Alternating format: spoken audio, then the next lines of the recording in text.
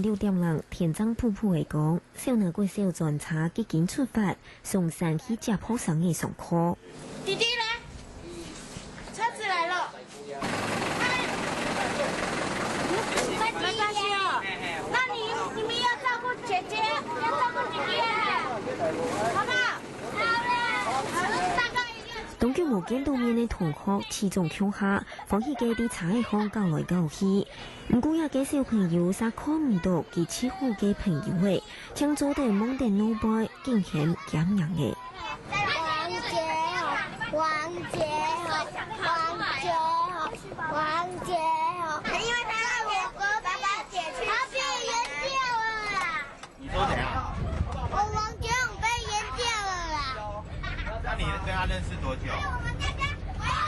認識很久，有時候我們會吵架，他會騎腳踏車啊，我會騎滑板車，然後他買東西的時候都來我家的冰箱廳買。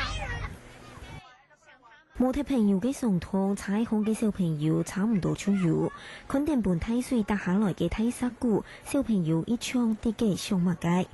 8歲仔帶來上堂，一種交通大亂踢，路口內就可能到扶士馬家，小朋友喺上課路一邊都行卡健行。西林村本土生媒體一下。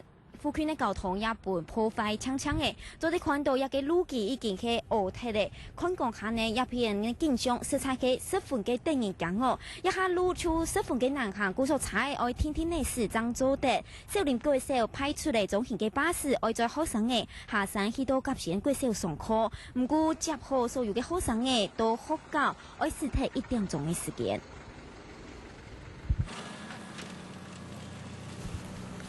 歸路巷空空蹺蹺，小朋友冇坐好就會跌倒。喺太路正好之前，校方決定安排學生嘅去啲學校附近，縮減上下課花嘅時間。本先生批定成人嘅更加加強葡萄架掉嘅控壓，用設計行通聽數成人嘅行出上通，迎接新嘅未來。